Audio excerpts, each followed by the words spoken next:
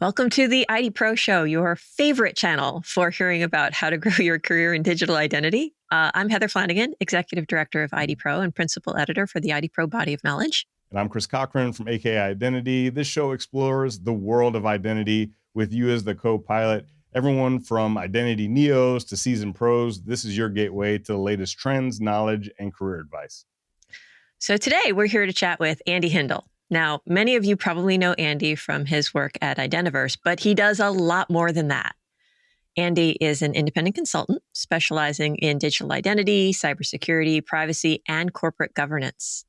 He is, of course, the Identiverse conference chair and serves as a board member for Curity and Kantara, and was a founding board member for IDPro. He's got over 25 years of experience in the software industry in a range of technical sales, pre-sales, product marketing, business development, and of course, corporate governance roles. Several certifications, including the CIPPE, the CIDPro for an IDPro, several others. Speaks Japanese. That's also often fun when he falls into that, as he has an Oriental Studies degree from Oxford University and an advanced professional diploma in corporate governance. Outside of the world of identity, Andi is the chair of trustees for his local scouting group, rides regularly in local road cycling groups, and plays keyboard, guitar, and bassoon, but thankfully not at the same time. And not generally for anybody but himself. He's based in the UK, and we're really glad to have him here. Welcome, Andi. Thank you very much. I'm so excited. This is going to be fun. We're excited to have you. Obviously, you're pretty new to identity, so I got to ask, what was that initial spark that got you into identity? I mean, looking at your resume, looking at all the things you've done so many things, but when it came to identity, was that something that you just kind of looked around one day and you're like, whoa, I'm in identity? Or was there a moment in time that really stood out in your mind? So I really wish I had one of those fascinating things where I had an experience and I was like, oh, and I must. No, I fell into it completely by accident, Chris. It was entirely unplanned. So, what happened is when I left university, as Heather says, with my degree in Japanese, I was looking around like, what do I do?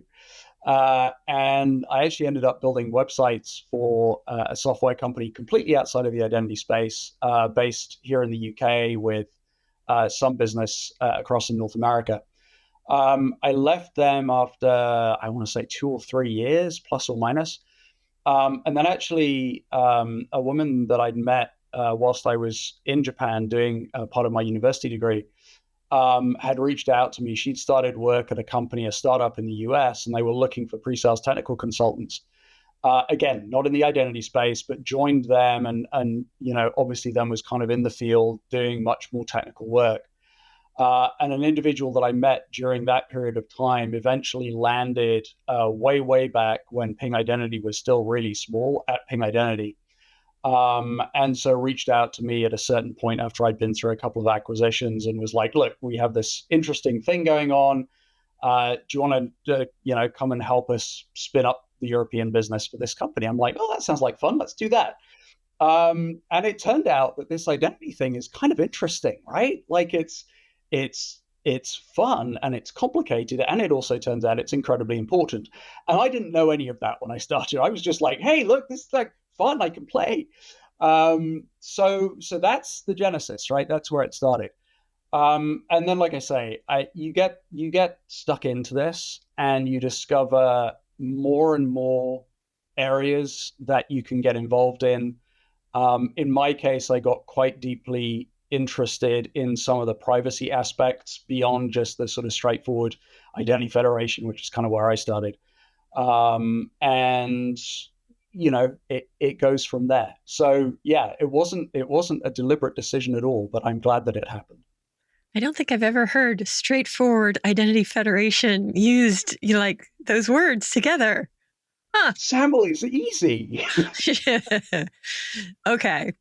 So I think we can say you're now firmly established in the identity space, which means I have questions.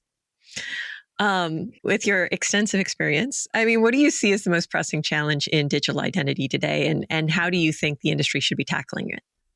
Yeah, that's a huge question. And how long do we have? About 30 minutes. It's as easy as Identity Federation. Don't worry about it. Yeah. I feel like being really facetious now and saying provisioning, but I'm not going to. So I think there's a couple of things that I think are really interesting at a high level, right? One is slightly more specific, which is the area of authorization. It's something that I've spoken about before, not infrequently. It's an area that a huge amount of work is going on in. And that's wonderful. And I'm sure that we'll get to a good place, but it's hard, right? Authorization is complicated. The use cases are hard. They're getting more complex. And as soon as you start to add in, the notion that a non-human entity might need to have permission to do something on behalf of somebody else in certain cases, it gets really, really complicated. And I like I say, there's some really good progress being made there. There's a part of me that's like, I don't know that we've really scratched the surface yet in terms of what all needs to happen in that space. And it's interesting because, to my mind, a lot of the other issues are quote unquote solved. I always hesitate to say that because there's always more work to be done, but we kind of had a pretty good handle on the IGA stuff. We have a pretty good handle on how to do things like MFA authentication and all that. Yeah, there's work to be done, but we have a handle on it. Authorization, yeah, I think there's work to be done. So that's one area. The other is maybe a slightly broader thing, which is that I think as we start to see digital identity credentials arriving in wallet type structures, the way that we think about, the way that we handle identity is going to change. We've seen a number of people start to talk about some of the shared signals work. We've seen people start to talk about, how do we move this data around into our systems that already exist? How do we make use of that? I've written some articles around this notion of continuous identity, the fact that we've got a lot of information that's changing. Right now, we do everything that's kind of very binary sense. And my sense is that that's going to start to shift and become much more event-driven. That's a phrase that Ian Glazer has used. I don't know exactly what that's going to look like, but I think it's a reasonable statement to say that things are going to change. They're going to change quite dramatically. And on the one hand, when that happens, it presents a lot of challenges. How do we re-architect our systems? How do vendors think about building products that are fit for that kind of a purpose at the scale that we're thinking about? On the other hand, huge amount of really interesting opportunity, not just for the digital identity professional, but actually beyond that, right? How do we start to reach out better to our colleagues in the cybersecurity space, our colleagues in the privacy space? How do we start to get the C-level to understand how critical all of this stuff is, not just to securing the enterprise or the large organization, whatever it might be, but actually to enabling people?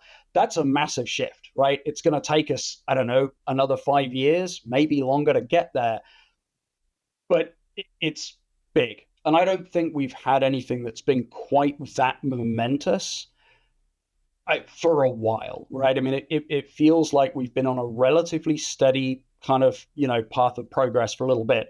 And suddenly there's this, what potentially is quite a big change in how we think about things coming down the pike. So, yeah, I wrote a blog post about something along those lines recently as well, personal blog post, because I think you're right. We're seeing a huge change. And yet we're used to one model. And I don't think we've considered just how much data we're going to start collecting and how we're going to have to scale that over 5 and 10 and 50 years time frame. Not all digital data gets to expire in 7 years, right? Some of it needs to be in perpetuity. And there's so many implications to that. Yeah, no, I agree.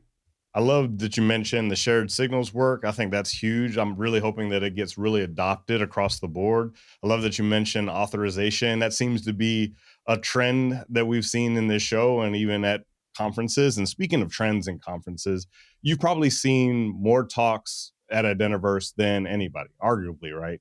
So I'd be curious to see if you really just take a snapshot of time and look across that timeline of all the presentations you've seen. What are some of the major trends or surprising trends that you've seen develop throughout the conference? This is a really interesting question. And you're right. I'm in the very privileged position that I get to see, that is to say, I get to look at every presentation that gets presented at Identiverse. For folks that don't know, we have a pretty rigorous process for the content at Identiverse, right? So every single presentation that goes on stage there goes through a two-step review process. It's reviewed by the content committee, and then I take a final look at it before it goes out. And it's a wonderful opportunity. It's an amazing privilege to be able to do that. It also means that because I'm running around at Identiverse, like doing stuff, I never actually get to see anything presented, right? So I get to see all the slide decks. And it's like, well, I hope this goes well, right? But yeah, it's really interesting. And trying to pick trends out over multiple years is kind of hard. But I think, one of the things perhaps that's changed at the conference is that we have, it used to be a lot of people thinking about complicated problems in identity, right? How do we solve these problems? Or here are approaches that we've taken to solving these relatively abstract problems. Increasingly what we get, and this is no surprise really, but increasingly what we get is, yeah, we still have some of that, but we also have, here's how I deployed this.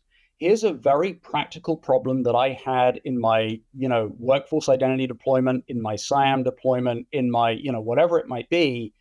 And here's how I stitched stuff together to make it actually work, coupled with some of the more, soft skills kind of areas. So here's how I went to get budget. Here's how I went to get executive air cover from my project inside of my enterprise, right? That's really interesting to look at over time, because for me, what it speaks to is the increasing, I always hesitate to use this word a little bit, but the increasing professionalization of the industry, right? Mm-hmm. It is increasingly a profession, right? And so that means that that's what people want to talk about. It's what people want to hear. It's what people want to share. It's those, peer-to-peer conversations about the practical work that, kind of need to happen. I think that's very heartening. And I hope we get more of it. At the same time, we have to be careful not to forget about the fact that there are, just like we were talking about a minute ago, these big, longer-term problems that, they're different problems now, but they still need to be discussed and addressed. And so, part of our job at Identiverse and part of our job in the industry is to make sure that we continue to have those spaces where those conversations can continue to happen. I love it.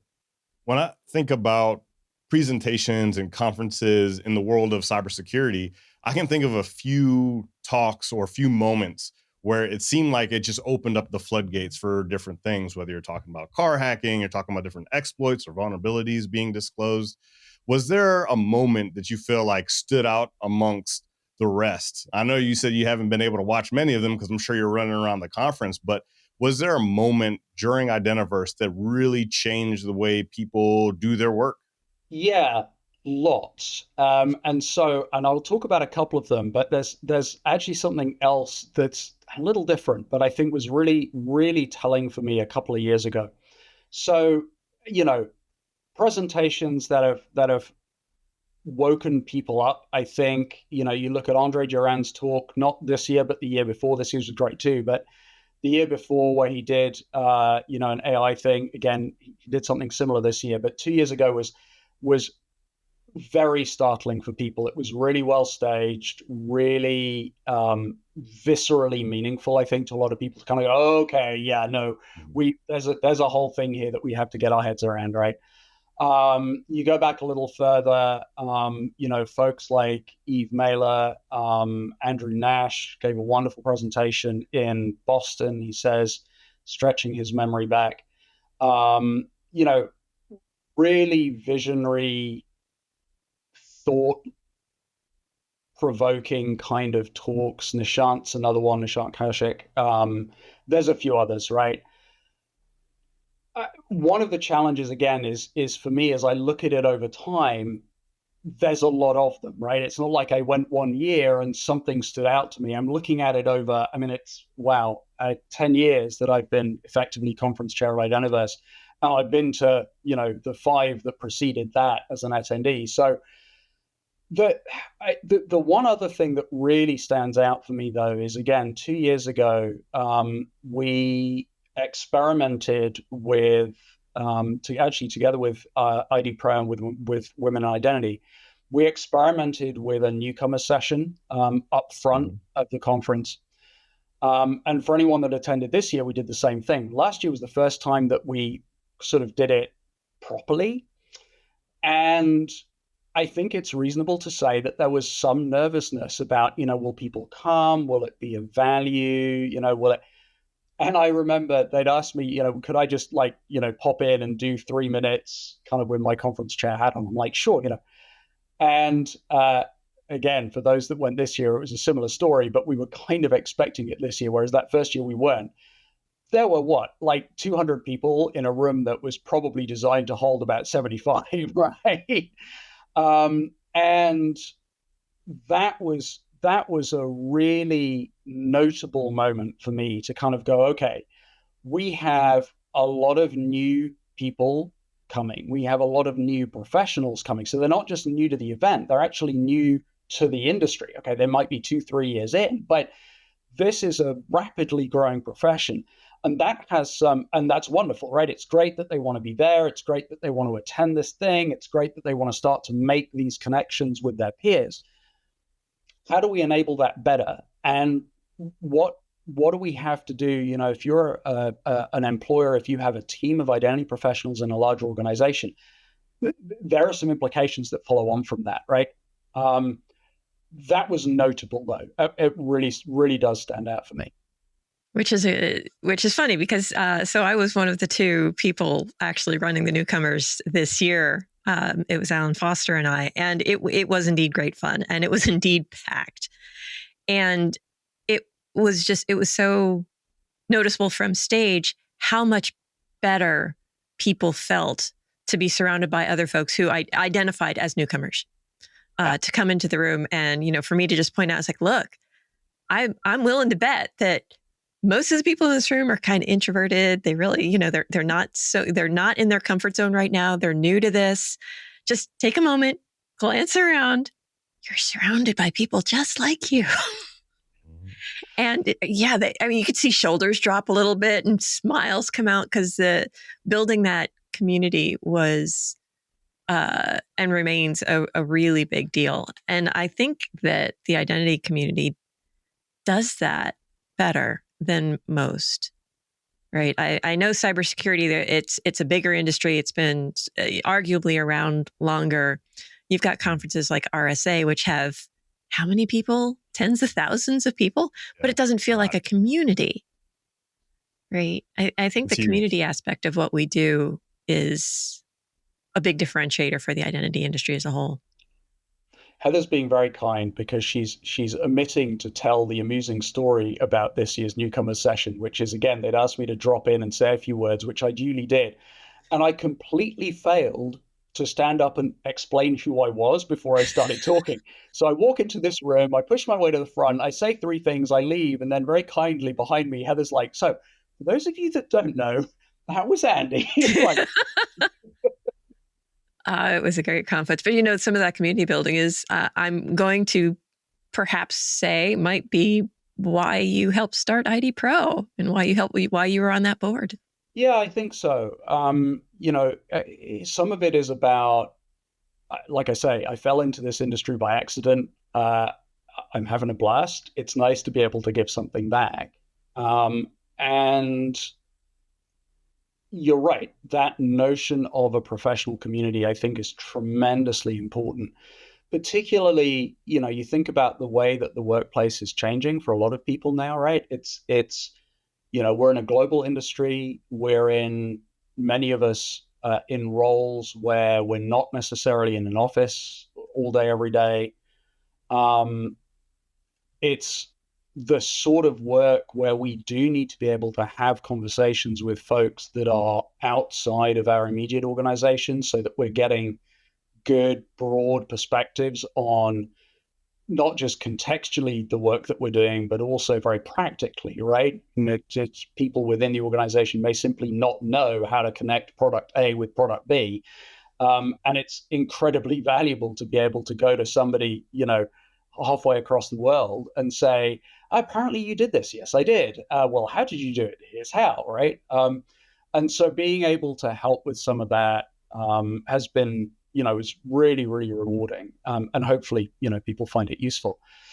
The other thing I think with IDPro is, being able to start that process of getting a certification program up and running was, at least for me, something that I felt was really important, right? You see that it exists in privacy. You see privacy, who knows? You see that it exists in the cybersecurity field, right? And we just didn't have anything like that. So being able to get that started, I think, was personally something that was really important for me.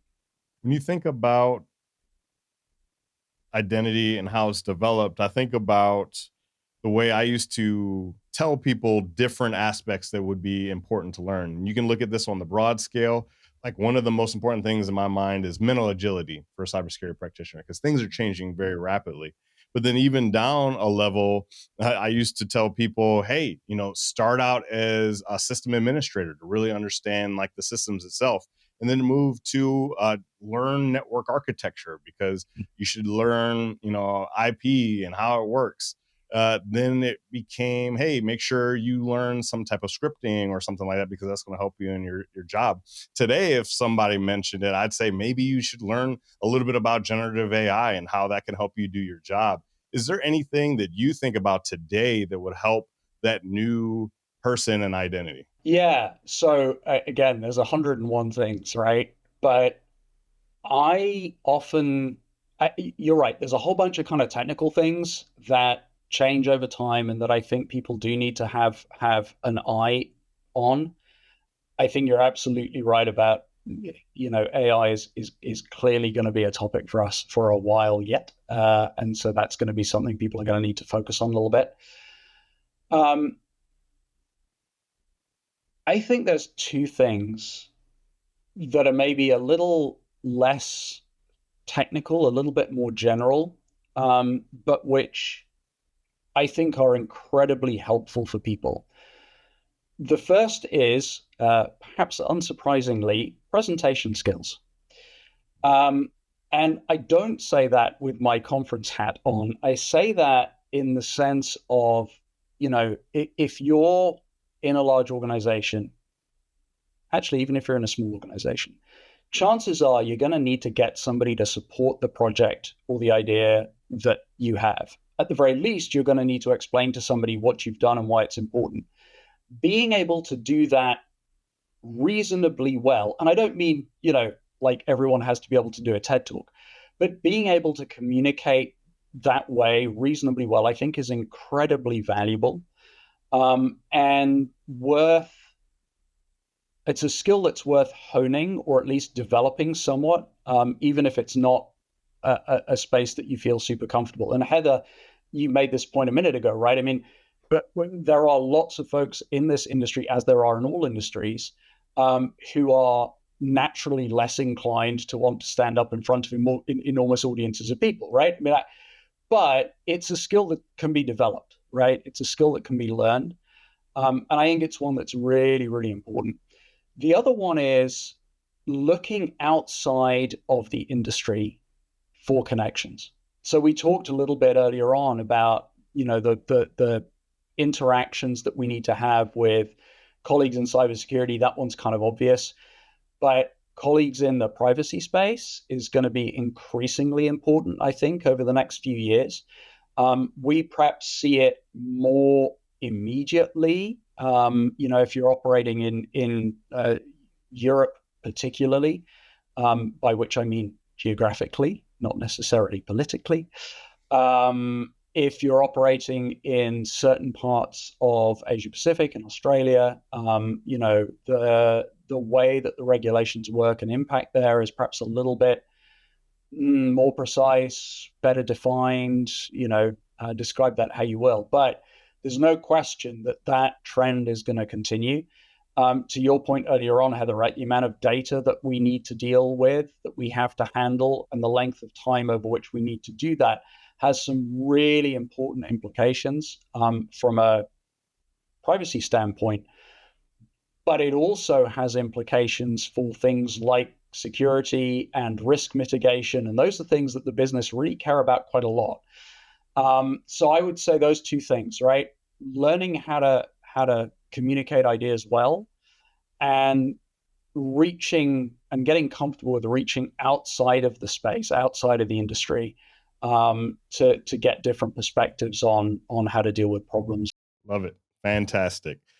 Andi, thank you so much for taking time out of your busy schedule to hop on the mics with us. Thank you to everyone that takes time out of their day to watch Heather and I explore this crazy world of identity. And also thank you so much for AK Identity and IDPro for letting Heather and I do what we love to do. And that's just discover new personalities, talk to people, ask deep introspective questions. Be sure to check out IDPro to become a member. Make sure you check it out for the certification, and tell them that Heather and Chris sent you. But with that, we will see everyone next time.